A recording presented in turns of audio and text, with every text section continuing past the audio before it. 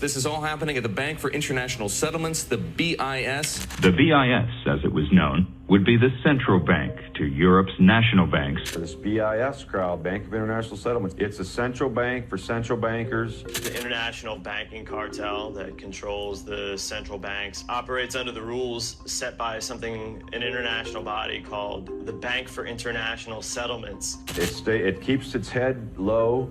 It's owned by the same families. Well, I always say the BIS is the most important bank in the world that you've almost certainly never heard of.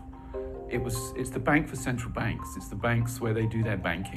So Ripple joins the Bank for International Settlements cross-border payments task force, and everyone wants to know, will holding just 1,000 XRP make you a millionaire? And what is an accurate XRP price prediction for 2023? Well, in this video, I'm going to break down what it would take for XRP to reach $188.68 and even upwards of $60,000. Now, I know that might sound too good to be true, and I'm not here to make any guarantees. This is not financial advice, but the information I'm going to share with you in this video for what the Bank for International Settlements is doing, the partnerships that are being made right now behind the scenes, we're uncovering some critical details that you need to know before central banking digital currencies go live. So we have a lot to dive into in this video. Comment 777 if you're feeling blessed. Comment 777 if you're feeling bullish. And if you're going to become the first millionaire in your family tree, you know what to do. Confirm it by tapping the like button, tapping that subscribe button. As always, let's run it.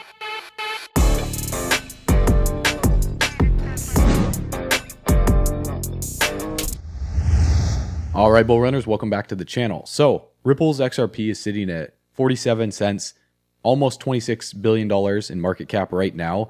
And in this video, we're going to talk about what it would take for XRP to not only see the growth that it needs to see in order to make millionaires, but what would the market cap need to look like based on the circulating supply? We're going to give you the formula like we've given in previous videos, but I'm going to give you a different perspective on what to look for as well in terms of other projects as well too. There's another project that I'm going to talk about by the end of this video that is sitting at 0.048 cents with an all-time high of 18 cents that has connections to the Swiss central bank. So let's dive right in. With the XRP to the US dollar price chart, we see a support at roughly 0.43, and then the next support down is at 0.35. So if XRP can hold this upward trending support that you can see in white, if we continue to draw it down and we see a bounce off of this support right here. Now, in terms of resistance to the upside, you know, it's obviously 93 cents right here post lawsuit, which acted as resistance all the way back from February of 2022. So if XRP can hold the 43 cent support and we see a bounce off of the upward trending support, I would expect XRP to retest 93 cents at some point, regardless of the recession fears that are on the horizon, because of what I'm going to share with you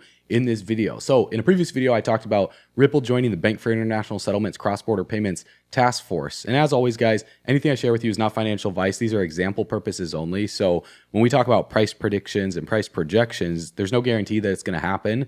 I'm going to share what it would take for XRP to be able to do that. But when we look right here, the trust bridges and money flows on the Bank for International Settlements working papers right here, if we search the keyword XRP right here in their glossary, they talk about USDC stablecoin, and XRP is a crypto asset by Ripple. Also, they said three models arise: a private settlement asset and marketplace, such as Ripple's XRP, an open source marketplace such as Stellar Foundation, or more recently DeFi networks, and a marketplace and settlement asset based on unbacked crypto assets such as Strike, which leverages Bitcoin and the Lightning Network. However, a public solution potentially run by a regulated private entity, because Ripple is a regulated centralized authority, XRP is a decentralized cryptocurrency, having key advantages such as tackling the coordination problem around centralizing participation and liquidity provision. Number two, offering clear and trusted governance and operational stability. And number three, providing full capabilities with financial integrity standards. And when you look down here where they talk about swap lines and foreign exchange spreads,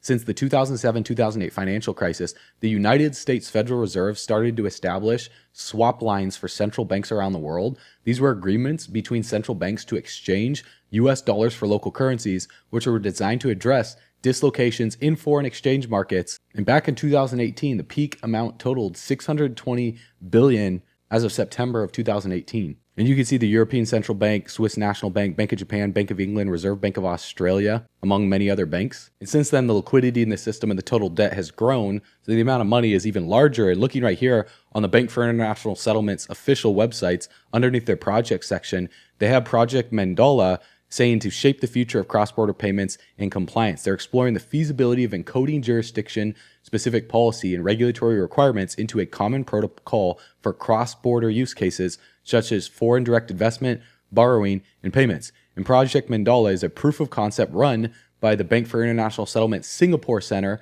the Reserve Bank of Australia, the Bank of Korea, the Central Bank of Malaysia, and the Monetary Authority of Singapore, with the collaboration of other financial institutions seeking to ease the policy and regulatory compliance burden by automating compliance procedures, providing real-time transaction monitoring, and increasing transparency and visibility around country-specific policies.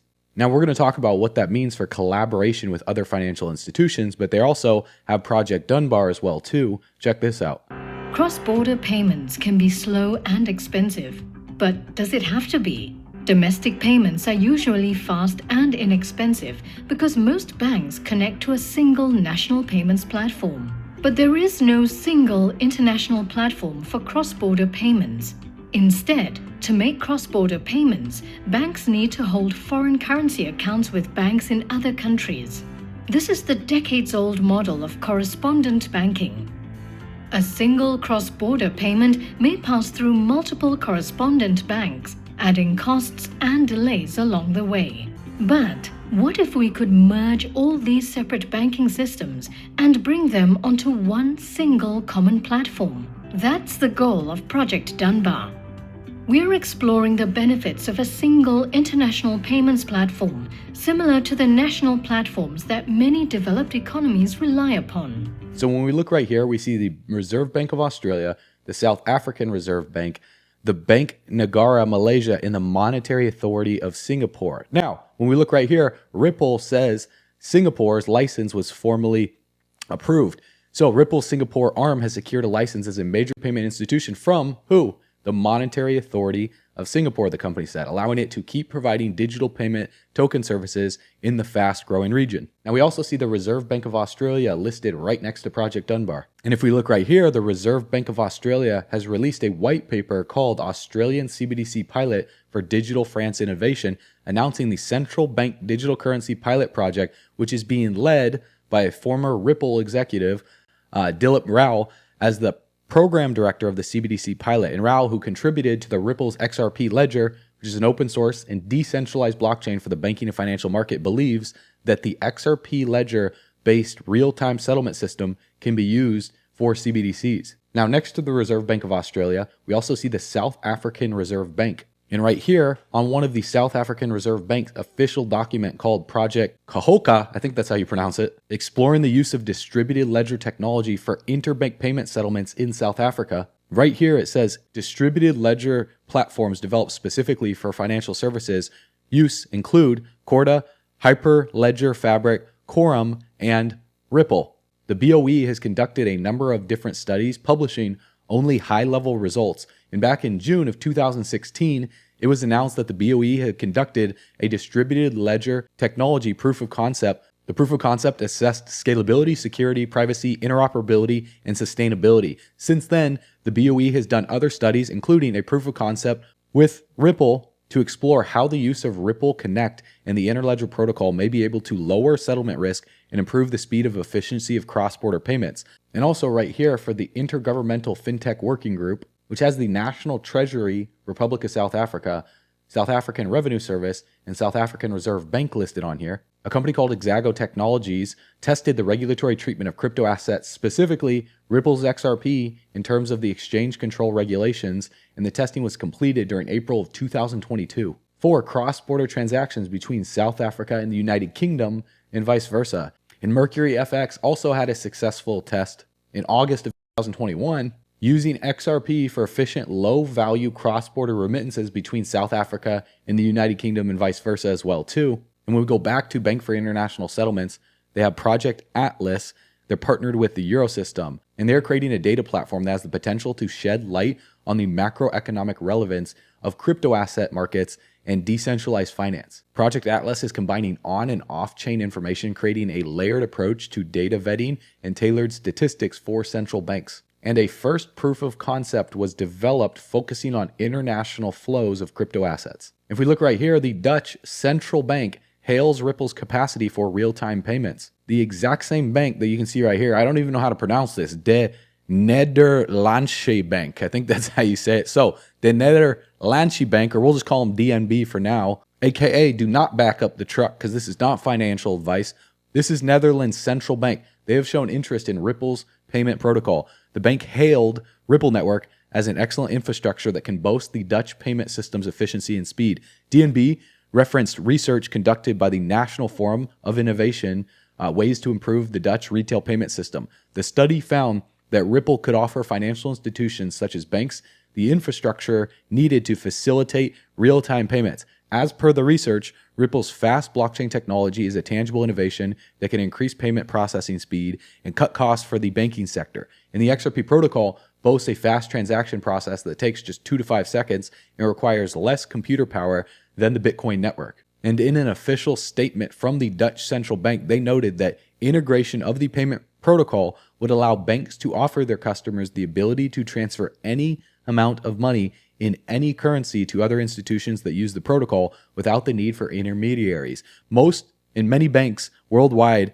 have already integrated Ripple's payment protocol. They've already done this, including Bank of America, Standard Chartered, Santander, and SBC, among other top banks, such as the top South Korean money transfer firm joining RippleNet to further remittances over in Thailand. So when we look at how this will work, comparing CBDCs, stablecoins, and non-backed digital assets, so there's issued by a sovereign body such as a central banking digital currency. There's wholesale CBDCs issued to facilitate settlement between financial institutions, bank to bank. And there's retail CBDCs issued for use by the general public, households and businesses to facilitate day-to-day transactions. Then we have issued by private entities, that's stablecoins in non-backed digital assets. So within stablecoins, there's fiat-backed, that's like Tether, backed by the US dollar, treasuries, bonds. There's asset-backed, values backed by assets such as commodities or crypto assets. That would be DAI, the DAI stablecoin. Then there's algorithm-based, values like Terra, and most algorithm-based stablecoins don't work out because their algorithm is flawed. That's why Terra UST collapsed. Then we have non-backed digital assets such as exchange tokens used for the means of exchange. For Bitcoin or Ethereum, you have like BNB, you have CRO, crypto.com that are used on exchanges. You have security tokens. They might provide rights, ownership, repayment, or sums of money or entitlement of future profits. This is what the SEC was claiming XRP was. But then you have utility tokens can be redeemed for access to a specific product or service. Now, in terms of store of value, when we talk about CBDCs, value is backed by a sovereign body, government, central bank. Whereas when we talk about stablecoins, value is backed by assets or stabilized by controlling the market supply of the stablecoin. So if it's backed by like the US dollar, or if a stablecoin's backed by gold, or it's backed by treasuries, and then something like Bitcoin or XRP, there's no formal backing for its value, subject to market forces. So this is why a lot of people are arguing, and they're saying that the XRP price is already predetermined by the IMF, and they were just waiting to flip the switch to turn it into a stable coin at like $1,000 or $10,000. But that's yet to be proven true. And until then, XRP could be considered a utility token as a means of exchange to provide liquidity for central banking digital currencies. So XRP would be not likely to be used as a means of payment due to various limitations, like price volatility. And so that's where I was talking about XRP is not going to be your day-to-day, Amazon transactional coin where you use to buy your goods or services. It's used for the big banks as a means of exchange for massive liquidity for the $1 trillion daily FX market. It's not necessarily about replacing SWIFT, it's about complementing it. So let's get some more information on this. I used to work for SWIFT. I was SWIFT for 20 years, so SWIFT is flowing through my veins. SWIFT is the preeminent messaging system for the financial industry, but we may also see Ripple XRP moving across the SWIFT network as a currency when we're perhaps using something like FX. Today, the largest financial market in the world is the foreign exchange market, trading $7.5 trillion a day. How might we trade and settle FX in a tokenized world? Project Mariana ventures a look.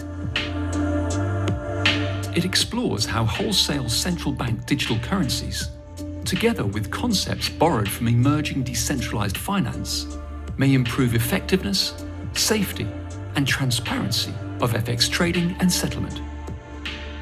Mariana is a joint project between the BIS Innovation Hub, the Bank of France, the Monetary Authority of Singapore, and the Swiss National Bank. How does it work? A transnational blockchain-based network is at the heart of the experiment. It serves as an interbank foreign exchange market for hypothetical euro, Singapore dollar, and Swiss franc wholesale CBDCs. So-called automated market makers, decentralized exchanges popular in today's DeFi markets, enable FX trading and settlement for financial institutions. Wholesale CBDCs originate from the domestic platforms. They can be transferred between the domestic platforms and the transnational network using bridges. A uniform technical standard for the wholesale CBDCs on the transnational network enables interoperability and the implementation of wholesale CBDC management features. Mariana has reached three main conclusions. First, the project showed that it's possible to balance the need of central banks to manage wholesale CBDC issuance and access with the ability for financial intermediaries to hold, trade, and settle using wholesale CBDC. The transnational network hosts an FX interbank market where no intermediaries are required to trade. Second, wholesale CBDCs combined with an automated exchange mechanism collapses trading and settlement into one step, navigating towards improved settlement efficiency and lower global settlement risks. Finally, Mariana's infrastructure could enhance transparency significantly.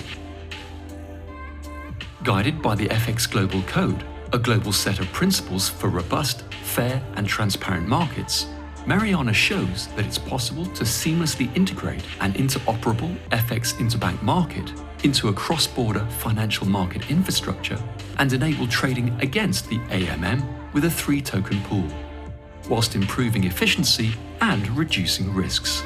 So when they finally flip the switch, what will happen to XRP? Well, no guarantees here, but if we take market cap divided by circulating supply, that's how we get the price. So right now, XRP's market cap is roughly $26 billion. So if we take 26 billion divided by circulating supply of 53 billion, that's how we get roughly 49 cents at the time that this was made. So if we have a market cap of 100 billion, which if we go back to coinmarketcap.com, that's between Tether's market cap and Ethereum's market cap, which is very possible. Within this next bull market cycle, I could see something like that happening with a 53 billion circulating supply. That put XRP at $1.88. If we have a $1 trillion market cap, which is double the size of Bitcoin right now, Bitcoin's market cap is $521 billion. If XRP had $1 trillion market cap, I would expect Bitcoin to have, $5 or $10 trillion market cap. That would put XRP at $18.87. If we had a $10 trillion market cap with a 53 billion circulating supply, that's what it would take to get XRP to $188.68. Now, keep in mind that as XRP's market cap grows and as each month, expires, we will see XRP's circulating supply increase as well too, as more XRP is released from Ripple's escrow, because they have, half of the circulating supply locked away in escrow. Every month, there's roughly 1 billion. So look at that 53 billion in circulation. That's going to go up, which does suppress the price, because based on supply and demand and based on this simple formula, if the market cap stays the same, but the circulating supply goes up, that's what creates price suppression. So let's do a worst case scenario in terms of full circulation, all of the XRP, 100 billion in circulation. It would take $10 trillion for XRP to go to $100. It would take $50 trillion for XRP to go to $500. So when people are talking about XRP in the thousands of dollars or at $10,000, we would need to see a $100 trillion market cap and 100 billion in circulation to see $1,000. Now, if we had a 50 billion, if we had a 50 billion circulating supply, that could put it $1,000 with 50 trillion, but roughly 50 to 100 trillion dollars in market cap to go to 500 or $1,000. 1 quadrillion divided by 100 billion would be $10,000. And the price prediction that came out from Forbes saying $60,000 for XRP, that would take 6 quadrillion. Now, this is a complete pie in the sky price prediction right there. I don't think these are going to happen. I think something more along the lines, if we're talking a realistic price prediction, which I gave in a previous video, well, if we were to draw the Fibonacci retracement from the all-time high to the low of COVID and we were to see a full extension, that would put XRP at roughly $13, $13.80 or almost $14. So I think between $10 and $30 is a realistic price prediction for XRP. No guarantees there. Again, don't buy, don't sell XRP, but that's what I would be expecting, between $10 and $30. Anything beyond then, like where we talk about $100 or $500, XRP would need to be used for, the majority of central banks, which by the signs of it, it looks like that's going to be happening with Ripple's XRapid product. Now there is XCurrent where they don't need XRP, so that is the caveat there. But regardless, as Ripple succeeds more, do you think they're just going to leave XRP behind? Of course not. That would cause a big stain in the community and people would be pissed at Ripple. So Ripple is going to support XRP as they continue to make partnerships. Now, there's rumors spreading about Swiss's central bank utilizing Ripple XRP because the Swiss central bank recently announced at the CBOS 2023 conference, where you just heard that video from the guy talking about not yet, the word yet. So it's coming in Toronto using live transaction payments with the central banking digital currency. Ripple is also working closely to develop CBDCs for the smooth functioning of the central global currency exchange and remittance network. Speculations are now rife that the Swiss central bank could be using XRP for the settlement system in the pilot batch. So rumors suggest that Switzerland's central bank is using R3 Corda settler code, which hooks into XRP Oracle alongside SWIFT. And so XRP, the Swiss bank, is not using Ripple's blockchain tech right now. A well-known figure in XRP community called Moonchaser debunked the speculations and said, let's clear this up. The R3 Corda settler using XRP false and misinformed narrative once and for all. R3 is not using XRP or the XRP ledger for that matter. R3's Corda uses the XDC network, and XDC is their primary settlement token, she said. Now, when we look at XDC, XDC is sitting at 0.0477 with a $662 million market cap. So it's not even at $1 billion right now. And the all-time high is above 18 cents with a total supply of 37 billion and a circulating supply of 13 billion. So I do expect XDC to perform very well during this bull run alongside XRP. But let me know your guys' thoughts. Are you holding XDC? Are you holding XRP? What is your price prediction for these two? And what other altcoins are you holding on to? If you want to see what altcoins we're holding for this next bull run that we're bullish on, then check out bullrunners.com if you want to be notified first when we release that list. All you have to do is click the button on the page, put in your best email address, you'll be subscribed to our video newsletter, and you'll discover our best ways to make money online without any previous trading experience and get on the early bird list when we launch our financial education platform to give you the best, to help you prepare for the worst that's yet to come in this economy. Because together, we're backing up our truck all the way to the bank, grabbing the bags, packing them and stacking them, leaving no bags left behind, because we believe that the spending power of the dollar is going to continue to go down in value. That's a fact based on inflation and blockchain technology, distributed ledger technology, and the bull runners together. We're all going camping on the beaches of the moon. I will see you on the next video. I will see you on bullrunners.com. As always, you know what to do. Stay bullish.